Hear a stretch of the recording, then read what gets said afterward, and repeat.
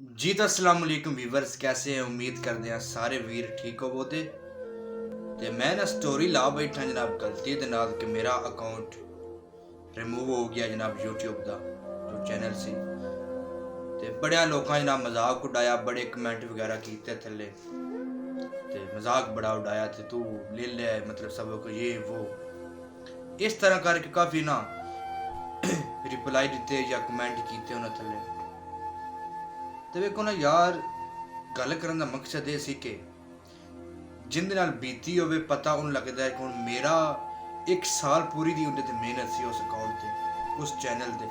हुण मेरा वो चैनल ग्रो करन लग गया सी कि उंदे ते व्यूज़ सब्सक्राइब वगैरह काफ़ी आन लग पिया सी। तकरीबन 700 सब्सक्राइब हो गए सी उस चैनल ते और व्यूज़ भी काफ़ी आन लग पिया सी। मतलब उंदे ते के लगन लग पिया सी, 1000 के हो गया, 1500, 2000 तकरीबन इन्ने व्यूज़ भी आन लग पिया है। यार वेखो ना, कमेंट मतलब वीडियो दे थल्ले कमेंट करना बड़ा सौखा होंदा है। इस दी परेशानी दा पता उन्हीं लगदा है जिंदे नाल बीती होवे।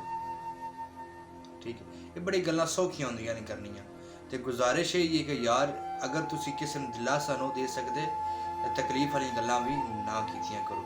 कमेंट मतलब इहो जे मतलब अगले दा मजाक उड़ाना, शिशकियां मतलब ये वो कि चंगा हो गया तो ले ली सबक, तो देर राती बनाना है वीडियो।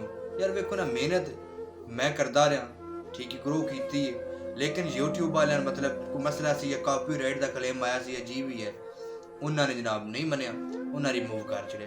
तो किसी बंदे ने यार पता भी होवे इस बारे, किसी को जानदा भी, मैंने तो इन्ना नहीं पता भी ये किस तरह वापस आंदा है, तो कमेंट जरूर करें। तो बाकी मैं नवा बनाया चैनल जनाब अपना, तुहानू लिंक भी सेंड कर देना थल्ले कमेंट दे विच, मैं लिंक पेस्ट कर दियां दा ते हुण जनाब ओपन करके जरूर वेख्या जे, सब्सक्राइब जरूर करें। तो दियो इजाजत, अल्लाह हाफिज़।